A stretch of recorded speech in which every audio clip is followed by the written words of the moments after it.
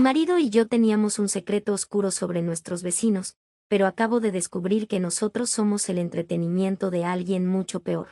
Mi nombre no importa, pero mi vida era, hasta hace unos años, lo que cualquiera llamaría envidiable. Vivía en un suburbio tranquilo, trabajaba desde casa como editora técnica y estaba casada con Julián. Julián era el tipo de hombre que todavía te abre la puerta del coche después de 7 años de matrimonio. Teníamos una rutina perfecta: café a las 7, paseo por el parque a las 8, trabajo hasta las 5 y cenas tranquilas hablando de tonterías. El problema empezó con algo tan estúpido como un ruido. Vivíamos en una casa antigua que habíamos reformado casi por completo. Era una de esas construcciones de los años 40, con paredes gruesas y un sótano que olía a humedad y a madera vieja. Una noche, mientras Julián estaba en un viaje de negocios en Chicago, escuché un golpe. No fue un golpe fuerte, fue más bien como si algo pesado se hubiera deslizado sobre el suelo de madera en la planta de arriba. Subí, pensando que quizás un cuadro se había caído o que alguna ventana se había quedado abierta. No encontré nada, pero al día siguiente,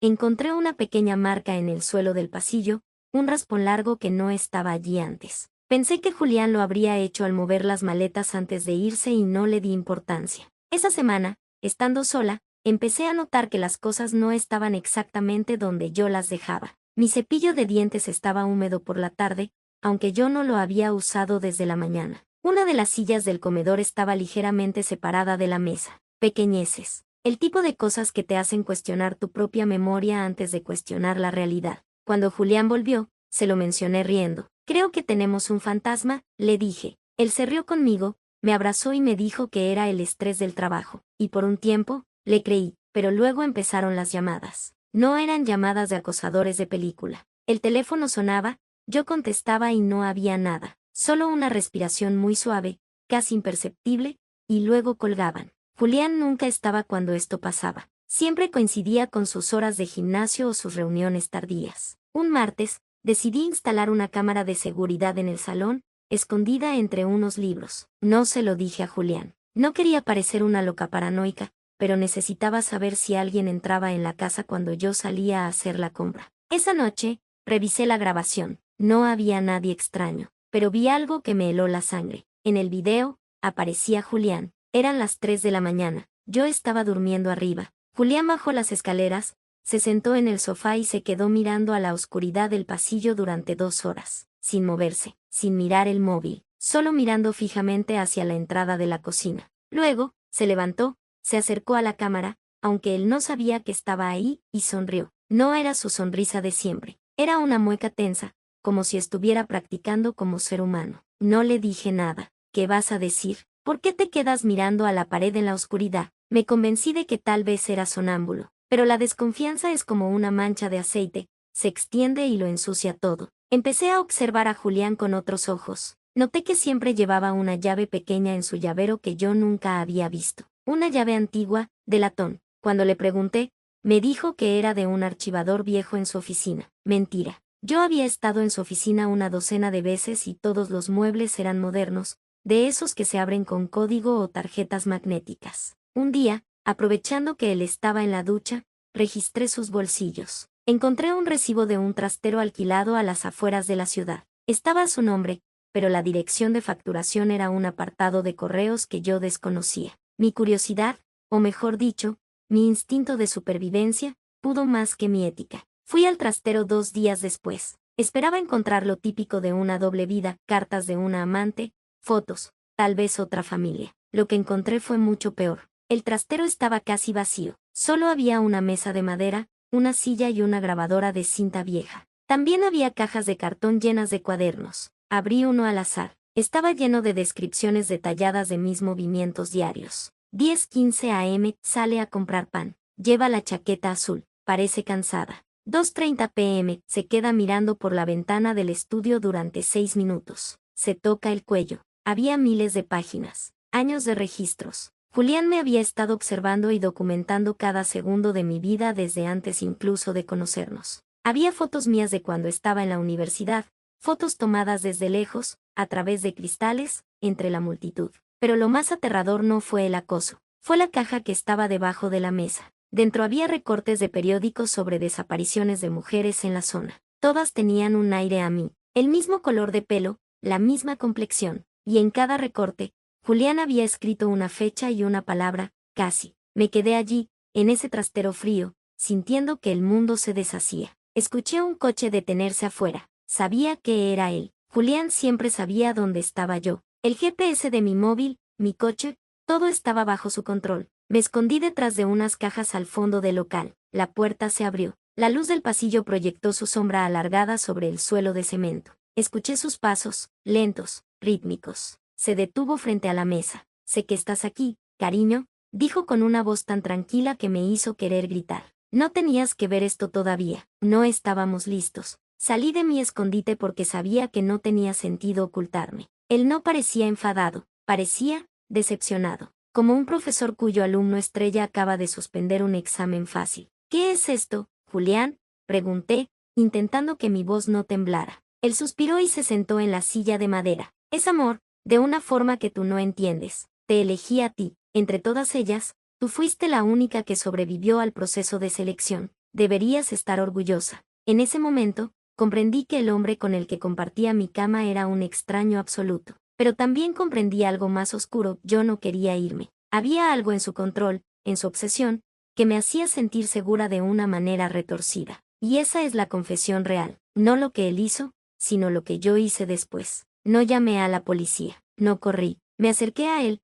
puse mi mano en su hombro y le pregunté, ¿quién es la siguiente? Él me miró sorprendido, y luego su sonrisa volvió a ser la de siempre, la que yo amaba. Me explicó que esas mujeres no eran víctimas al azar. Eran cabos sueltos, personas que, según él, no aportaban nada al equilibrio del mundo. Y él necesitaba mi ayuda para que el proceso fuera más eficiente. Durante los siguientes 2 años, nos convertimos en un equipo. Yo era la cara amable, la que vigilaba a las candidatas mientras él preparaba el terreno. Nos mudamos de ciudad 3 veces. En cada lugar, dejábamos un rastro que nadie podía seguir porque éramos la pareja perfecta. Nadie sospecha de la editora técnica y el consultor financiero que hacen barbacoas los domingos. Pero hace 3 meses, algo cambió. Julián empezó a ocultarme cosas a mí. Empezó a llegar tarde, a susurrar por teléfono. Pensé que tal vez estaba buscando a alguien nuevo sin decírmelo, o que tal vez yo me había convertido en un cabo suelto. La paranoia que antes compartíamos empezó a volverse contra nosotros. Una noche,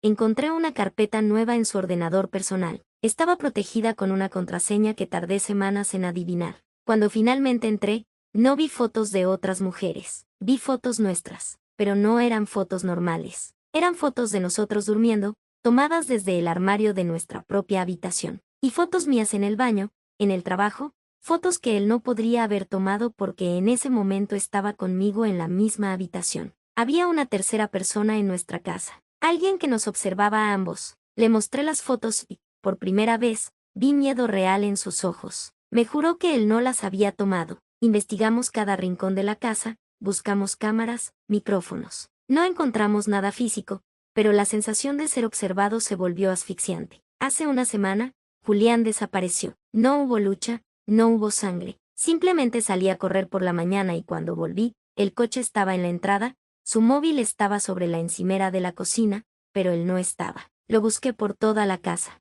Al bajar al sótano, vi que la puerta del panel eléctrico estaba abierta. Detrás del panel, encontré un espacio hueco que no conocía. Había una escalera pequeña que bajaba hacia un nivel inferior, algo que no figuraba en los planos de la casa. Bajé con el corazón en la garganta. El aire allí abajo era frío y olía a algo metálico. Al final de la escalera, había una habitación pequeña, iluminada por una sola bombilla desnuda. En las paredes había cientos de monitores. En los monitores vi nuestra casa actual, pero también vi nuestra casa anterior, y la anterior a esa. Vi a todas las mujeres que Julián y yo habíamos procesado. Vi sus rostros en sus últimos momentos. Pero lo más aterrador fue ver el monitor central. Era una transmisión en directo de la habitación donde yo estaba parada en ese momento. Me vi a mí misma de espaldas, mirando la pantalla. Y justo detrás de mí, en la imagen del monitor, había una figura sombría que yo no podía sentir físicamente en la habitación. Me giré rápidamente. No había nadie. Volví a mirar la pantalla. La figura estaba más cerca de mi reflejo. Tenía la mano levantada, rozando mi hombro en la pantalla. Me quedé paralizada, con la mirada clavada en ese monitor de tubo que parpadeaba con una estática grisácea. En la pantalla, esa silueta oscura estaba literalmente pegada a mi espalda, pero cuando yo estiraba el brazo hacia atrás, solo tocaba el aire gélido del sótano. El desfase entre lo que mis ojos veían en la realidad y lo que el monitor me mostraba me provocó una náusea violenta. No sé cuánto tiempo estuve así, atrapada en esa paradoja visual. Mi respiración era lo único que rompía el silencio, un sonido rasposo y rápido que retumbaba en las paredes de hormigón. De pronto, la figura en la pantalla se movió. No me atacó, simplemente se llevó un dedo a lo que debería ser su boca, pidiéndome silencio, y luego señaló hacia una de las esquinas del sótano, donde la oscuridad era total. Caminé hacia allí, arrastrando los pies, movida por un impulso que ni yo misma entendía. Al llegar al rincón, encontré un pequeño interruptor de baquelita. Lo accioné. Una luz mortecina iluminó un hueco excavado en la tierra, apenas del tamaño de un arcón. Allí estaba Julián. No estaba muerto, al menos no en el sentido convencional. Estaba sentado en el suelo, con las piernas cruzadas y los ojos abiertos de par en par, pero sus pupilas estaban completamente blancas, cubiertas por una queterate lechosa que no tenía el día anterior. Estaba rígido como una piedra, sosteniendo entre sus manos uno de sus cuadernos de notas. Se lo quité con cuidado. Sus dedos estaban fríos, pero no tenían la rigidez de un cadáver. Estaba como, suspendido. Abrí el cuaderno. La última entrada no era de su letra. Era una caligrafía elegante, casi de otra época, que decía, el observador no puede ser parte del experimento, pero la cómplice es el experimento mismo. Debajo de esa frase, había una lista de nombres. Nombres de personas que yo conocía. Mis padres, mi hermana, mi mejor amiga de la infancia. Al lado de cada nombre había una fecha futura. La de mi madre era para mañana. Subí las escaleras corriendo, dejando a Julián allí abajo en ese estado catatónico. Cerré la trampilla del panel eléctrico y moví un mueble pesado encima. No podía procesar lo que estaba pasando. ¿Quién nos había estado vigilando a nosotros mientras nosotros vigilábamos a los demás? ¿Era esto una especie de justicia poética o algo mucho más burocrático y aterrador? Intenté llamar a mi madre. El teléfono daba señal, pero nadie contestaba. Llamé a mi hermana. Nada. Salí a la calle, dispuesta a coger el coche y conducir hasta su casa, pero cuando llegué a la entrada, me di cuenta de que las llaves de mi coche no estaban en el gancho de la pared, tampoco estaban en mi bolso. Regresé a la cocina y allí, sobre la mesa donde antes estaba el móvil de Julián, había un sobre de papel madera. Lo abrí con manos temblorosas. Contenía una sola fotografía. Era una foto de hace 10 minutos, yo misma, bajando las escaleras del sótano, vista desde un ángulo cenital que era imposible, a menos que hubiera una cámara en el techo que yo no hubiera visto en 1000 inspecciones. En el diverso de la foto había una instrucción: si quieres que la lista se detenga, termina el trabajo de Julián. El archivo 44 está en el jardín, bajo el roble. Pasé el resto de la tarde cavando bajo el roble con una pala de jardín. Mis uñas se rompieron, mis manos sangraron, pero no podía parar. A unos 50 centímetros de profundidad, golpeé algo metálico. Era una caja de Coodles. La combinación era nuestra fecha de aniversario. Dentro de la caja no había dinero. Había un frasco de vidrio con un líquido incoloro y una dirección escrita en un papel: una casa a 3 manzanas de la nuestra. Una casa donde vivía una pareja joven que se acababa de mudar. Los había visto un par de veces, se veían felices, llenos de vida, el tipo de gente que Julián y yo solíamos elegir para nuestras intervenciones. Aquí es donde mi moral, o lo que quedaba de ella, se quebró definitivamente. Tenía dos opciones: ir a la policía y confesar todo, lo que significaba cadena perpetua para mí y probablemente la muerte para mi familia a manos de quien quiera que estuviera moviendo los hilos, o hacer lo que decía la nota. Elegí la segunda. Esperé a que se hiciera de noche. El barrio estaba en un silencio sepulcral. Me puse ropa oscura y caminé hacia la dirección indicada. Llevaba el frasco en el bolsillo. Sabía exactamente qué hacer. Julián me había enseñado bien cómo entrar en una casa sin hacer ruido, cómo moverse por las sombras, cómo ser un fantasma en la vida de los demás. Entré por la ventana del sótano, que estaba mal cerrada. Subí a la cocina. El plan era simple: verter el líquido en las botellas de agua que tenían en la nevera. Era un compuesto que Julián usaba para inducir parálisis y luego, bueno, el resto lo hacía él. Pero esta vez, yo tenía que terminarlo. Mientras vertía el líquido, escuché pasos arriba. Unas risas. Eran ellos. Se oían tan normales, tan ignorantes de que su mundo se iba a acabar en unos minutos. Sentí un asco profundo hacia mí misma, pero luego recordé el rostro de mi madre y la cara de Julián con los ojos blancos. El miedo es un motor mucho más potente que la culpa. Terminé el trabajo y me escondí en la despensa para asegurarme de que bebieran. Vi cómo el hombre bajaba, abría la nevera, bebía un trago largo directamente de la botella y subía de nuevo. Unos minutos después, el silencio volvió a reinar, pero esta vez era un silencio pesado, denso. El silencio de la caída. Subí a su habitación. Estaban los dos en la cama, despiertos pero incapaces de mover un solo músculo. Sus ojos se movían frenéticamente de un lado a otro, llenos de un terror puro que yo conocía muy bien. Me acerqué a la mujer. Me miró con una súplica silenciosa que me quemó las entrañas. Lo siento, susurré, pero es vuestra vida o la de los míos. No voy a entrar en detalles de lo que hice después. Solo diré que cuando terminé, mi ropa ya no era oscura, sino negra por la humedad. Salí de la casa por la puerta principal, caminando con la calma de un muerto viviente. Cuando llegué a mi casa, la trampilla del sótano estaba abierta. El mueble que yo había movido estaba desplazado con una fuerza inhumana. Bajé, esperando encontrar a Julián recuperado o tal vez a la figura sombría esperando por mí. El sótano estaba vacío. Los monitores estaban apagados. Julián ya no estaba en el hueco de la tierra. Lo único que quedaba era su cuaderno, abierto en la última página. Había una nueva nota, escrita con la misma caligrafía elegante: buen trabajo, has pasado la prueba de lealtad. Ahora, mira detrás de ti. Me giré, pero no había nadie. Sin embargo, sentí un peso en mi cuello. Bajé la mirada y vi que llevaba puesto un collar que no era mío. Era un hilo de seda negra con una pequeña cámara microscópica colgando como un dije. Me di cuenta en ese instante de que ya no soy la cazadora. Nunca lo fui. Julián y yo éramos simplemente contenido para alguien más. Una serie de televisión para una entidad o un grupo de personas que se alimentan de nuestra degradación moral.